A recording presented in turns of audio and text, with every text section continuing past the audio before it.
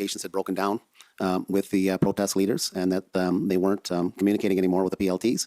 And this was a significant issue in their ability to continue trying to negotiate an end to the on the ground in terms of the things they need to do, and that they had asked to meet with someone from the city as a show of good faith. I'm paraphrasing what he told me, my recollection of it, from someone from the city, and they want to meet with me to be able to discuss the situation and what's happening. And I was reluctant when he first told me. I was, I'd say, reluctant to say, why would I meet with them? We never had any intention, the mayor, myself, the mayor's office, anybody on my team had any intention of meeting with the protest leaders. That wasn't on our radar or anything we were planning to do. But they were imploring me to meet with them because they needed to show that they could actually get me to the table to have a conversation with them. Did they explain to you why? Did they say why they had lost the communication with the protesters? What had happened there? They didn't tell me, no. Okay. And at that point, I wasn't convinced that I should meet with them because I felt that was opening up another door in terms of a signal that we're prepared to start negotiating. I told them that I need to call the mayor, and we brought Serge Arpan as chief of staff into the call. So I went into the next room in my boardroom, called the mayor, and told them that they want me to meet with them to have as a show of good faith to police need us to meet with them. He was very reluctant. His initial reaction is we shouldn't. And thought that doing that was going to put pressure on the federal government in terms of, if we meet with them, someone else would have to meet with them. And Serge Arpan was kind of the same view, so we batted it around a bit, and I basically advised the mayor that I thought I should meet with them and hear what they have to say, and maybe there's something we can get in return, and it won't involve you. It'll be me. Doing the discussion, and you're out of it. It's not a political leadership meeting. And Did the mayor express any concerns about this? He didn't tell me not to meet them, and he didn't tell me to meet them. He accepted that at the end I said, I'm going to meet them. I basically made a statement that I'm going to meet them. So he didn't say don't, and he didn't say do it, but he was reluctant at the beginning. The first part of the conversation was he just thought it was a bad idea. And so I went back out and told them that I would meet with them, the protest organizers. I didn't know who they were bringing. I didn't know who the parties were. Police said, great. They left, and they ran over to one of the hotels where the participants were, and they came back a couple hours later, probably around noon, with three people, Tom Marazzo, Keith Wilson, and Eva Chepiak, I believe is how we pronounce her last name. Yep. Even if I got that right. And they arrived with the four PLT members. And sorry, this was around noon, you said? It was probably around noon, if I recall. It was several hours later, over noon hour, 1 o'clock, around that area, that time.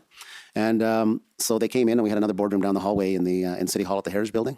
And Tom Marazzo asked if he could speak to me alone, and we went into the boardroom alone. And everyone else waited outside, the four police officers and the two lawyers, Keith and Eva.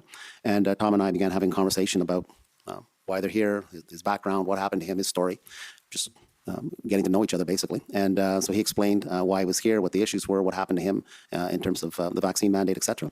And then we talked about, from my recollection, that, look, if they wanted a meeting with the mayor. And I basically advised them that if they're going to have a meeting with the mayor, they have to show something in good faith back. And that was a discussion when the PLTs first came to see me. When I came back out from seeing the mayor, I forgot to mention that, is I said, well, if I'm going to meet with them, I need to get something back in return. I'm not going to meet with them just for the sake of meeting with them. And the police officer suggested, well, maybe we can start ask them to move the trucks out of some of the neighborhoods. I said, well, that would be a good thing to try and relieve the pressure on those people in those neighborhoods if they would agree to do that. So OPS was the one who made the suggestion that maybe the exchange for meeting with the mayor would be getting the trucks out of the That's right.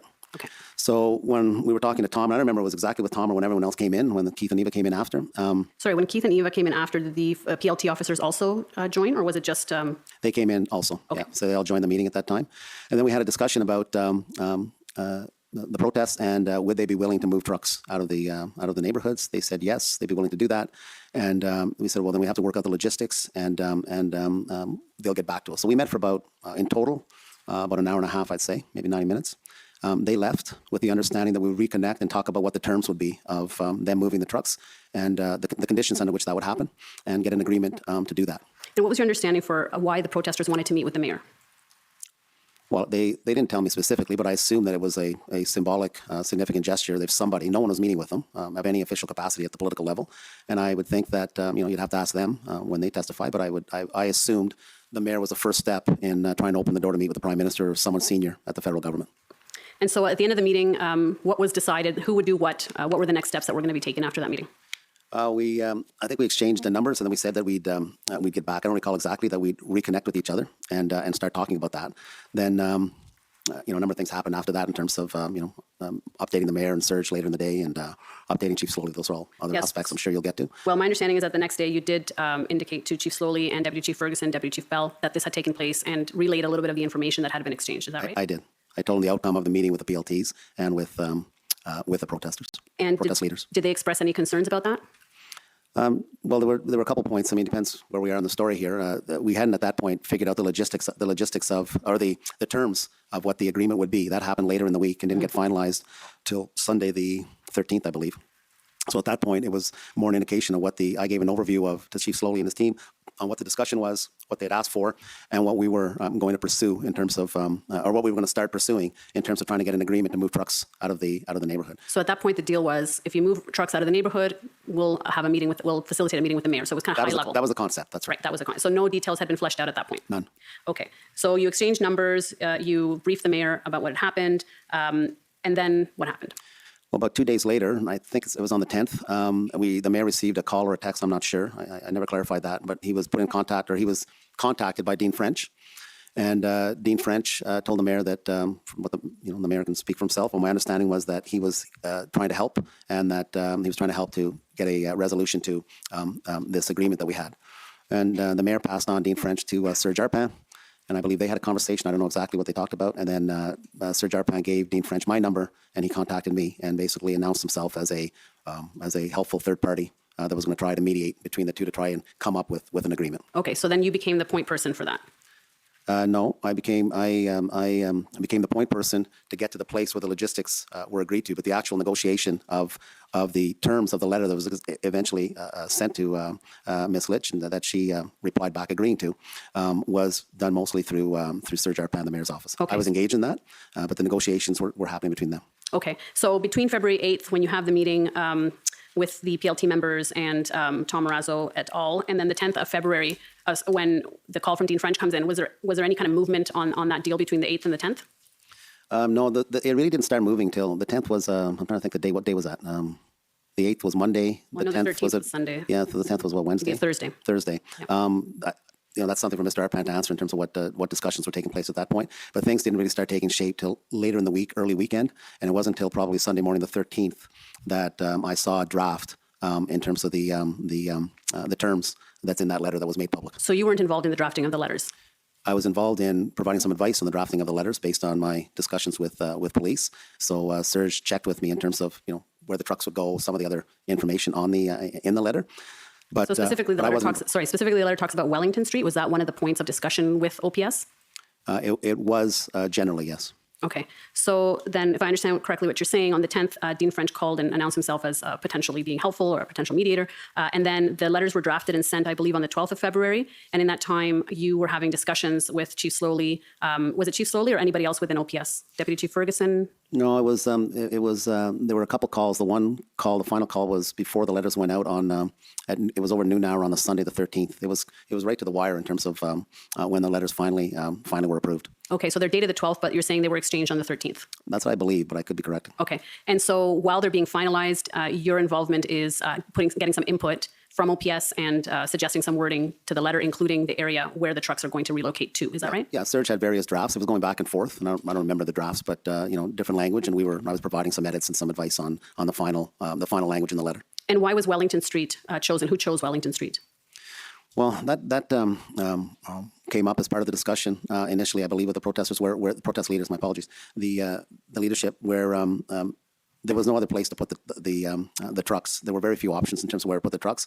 And the discussion was that we wanted to reduce the footprint in the area to get them out of the neighborhoods and have them more condensed in one more manageable enforcement area. And so Wellington Street was an option, but it was understood that Wellington couldn't accommodate all the trucks from the neighborhood, so there just wasn't enough room. So part of the discussion was, would some of them agree to move to a site, I believe it was in the West End, Arnprior, there was some other site they had, if they could go there. They wanted to get onto SJAM. We didn't want them on SJAM. So there was discussion internally about the parameters of where they might go, and that's what translated into the logistical meeting that we finally had on Sunday night, the 13th, when Superintendent Drummond, myself, and Kim Ayotte met with a group of representatives. Okay, so before we get to that meeting, before the letters were finalized, I understand that Chief Slowly had a chance to look at those letters. Is that right? He received a. I'm trying to think if he received a draft or not, because he sent me an email asking me for an edit, but it was too late because the letter was finalized. Right, and actually that's OTT 6985, so I'll take you to that, OTT 6985. So he says, thank you, Steve. But if we go down to the bottom, we can see, Steve, as suggestion, alter this line in the mayor's letter. As the departure of the 400 trucks from residential areas is a significant logistical undertaking that will probably take 24 to 72 hours. We ask that protesters stop asking more demonstrators to come to Ottawa this week and over the long weekend. So it looks like that highlighted portion of this week and over the long weekend was an edit that he wanted in that letter. Is that right? That's right. And if we go up, you say, hi, Chief, the letter from the mayor has already been signed and sent to convoy leadership. It just hasn't been made public, so can't make edits now, but we can discuss when we meet them. Yeah, we sent him a version of the letter they obviously had, and he wanted to make an edit, but at that point it was too late. And if we go to OPS 10664,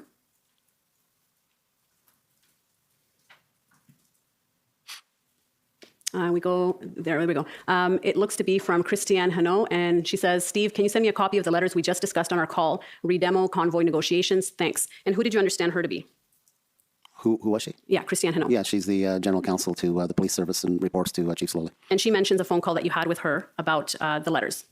I think she was on the call, the noon hour call. It wasn't a phone call specifically with her. I think she participated in the noon call with Chief Slowly, Deputy Chief Bell at the time, Acting Deputy Chief Ferguson, myself. I think Kim Ayotte was on the call also. So we had a call at noon hour, and my understanding from this is Christiane Hanot is following up on that phone call. I see. And this would be on February 13th at noon there was a call? On the Sunday? Okay. That's right. And if I can take you to OTT 6990. It looks like on Sunday at 1:44, you sent those letters to Chief Slowly, Deputy Chief Bell, Deputy Chief Ferguson, Christiane Hanot, and John Steinbachs. That's correct. And if I can take you to OTT 7009.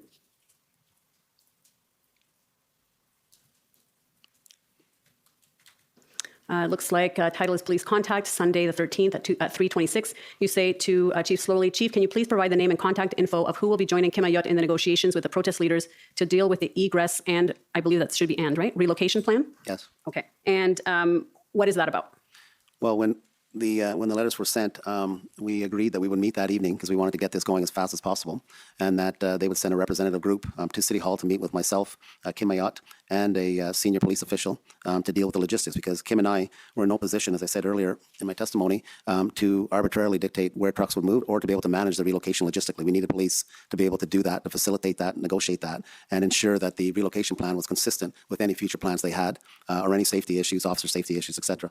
And so what I was asking Chief Slowly, and I believe it was a subject also on the call, that we needed someone senior to be part of the discussions on the logistics for the actual relocation of the trucks. And who was provided? Acting Superintendent Rob Drummond. And what did you understand his role to be then? Just to, was he going to be partly negotiating what was going to happen? Well, he wasn't negotiating. It wasn't really, I suppose it could be characterized somewhat as negotiation, but Acting Superintendent Drummond's role was to work out the operational details, right down to where, when, who, logistics. Like he was leading that on our behalf when the group came to see us in the mayor's boardroom on Sunday night, and so he had the map out, and they were mapping out how it would work, who the contact people would be on the police side, who the contact people would be on the protester side. So he was basically laying out how that operation would unfold the next morning. But by then, the idea that they would be relocating to Wellington had already been determined. Yes. Right? Okay. And in your call earlier that morning, or at the noon call, did anybody on the call, Steve Belchers, Ferguson, Peter Slowly, did anybody raise any concerns with the arrangement that had been reached? Yes, Chief Slowly raised concerns about the resource requirements to be able to enact this kind of operation, depending on the scope. He was concerned about his ability to do that. And he was concerned about, what happens if we go through all this effort and it's not successful. We're back to square one, and we put a lot of resources into it. So he expressed that concern. The two deputy chiefs, the acting and the Chief Bell and acting Deputy Chief Bell and acting Deputy Chief Ferguson, both expressed that they supported this because it would reduce the footprint and make it more manageable for their resources, because they were spread too thin, covering that larger geography. And so they expressed support for the movement of the trucks. And so despite Chief Slowly's reservations, did he ultimately agree that this should move forward? I don't recall that he actually said he agreed, but he didn't object to the point where, because he could have obviously stopped it, but he didn't. I never heard him say, we're a go. He was basically silent on that point. Right. But he did provide you Superintendent Drummond as an OPS representative. He did. Okay. And so now we're at this meeting, February 13th. You said it was you, Mr. Ayotte, and who else was there?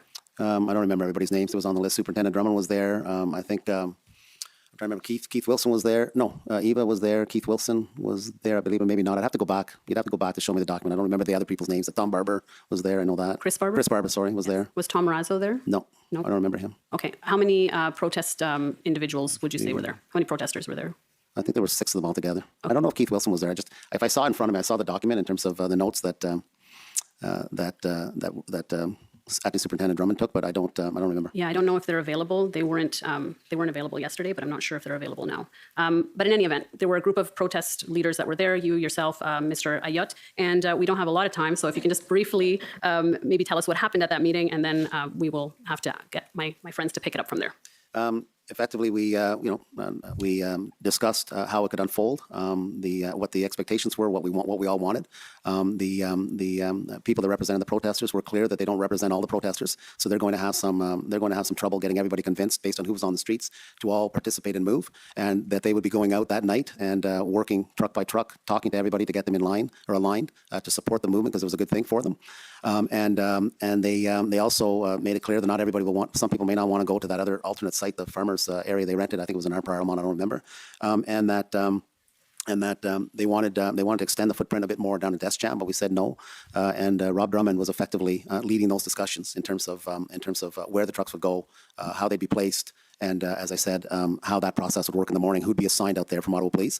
And so when we left the meeting, it was understood we had a map of where the trucks would be moved, what areas we wanted to clear out, and Rob went back then to talk to his command and the NRCC and his incident commanders to bring the resources required to be able to do that. And we left that night after a couple hours, and the operation started the next morning. And I understand at some point the operation stopped. Do you know why it stopped? Yeah, mid-morning it stopped because, and there were some exchanges. I think I don't know if it was a phone call or text with, I was mostly communicating with Keith Wilson at the time, where he was expressing that what he was being told on the ground is that there was miscommunication between some of the police officers and what the orders were, and or the operation was, and weren't allowing some trucks to move on to Wellington. Eventually that got sorted out, and they did move a number of heavy trucks. I think the count was around 40, but that's still in dispute. And a number of light trucks also left, and we ended up clearing a number of streets. But yeah, there were some communications issues, some logistical issues where some of them, my understanding was some of the light vehicles didn't want to move and were blocking other vehicles from moving. So there wasn't an alignment of a purpose by everybody that was on all those streets. They had different reasons for wanting to stay. And I'm just going to take you to the last document, OTT 7480.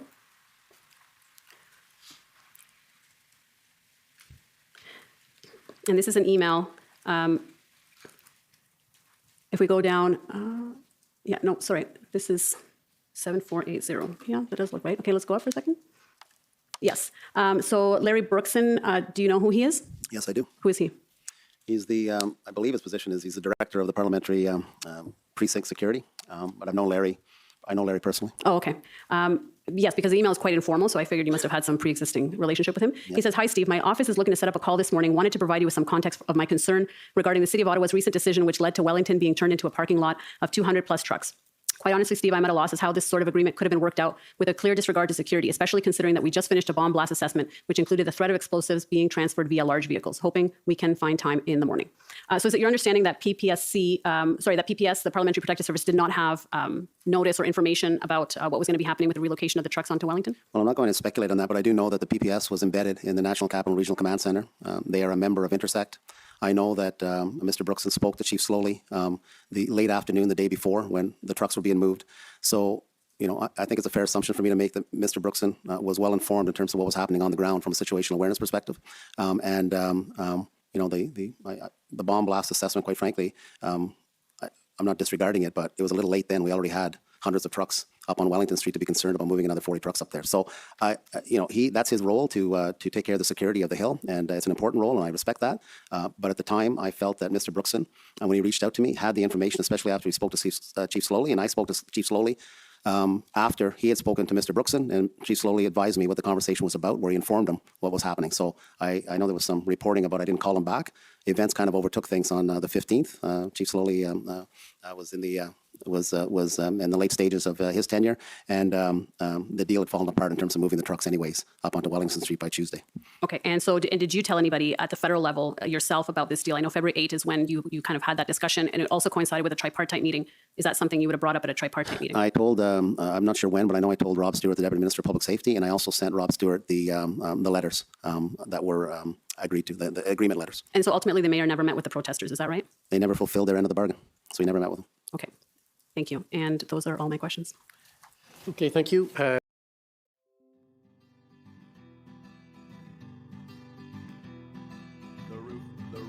roof is on fire. The roof is on fire. The roof is on fire. burn, burn, motherfucker.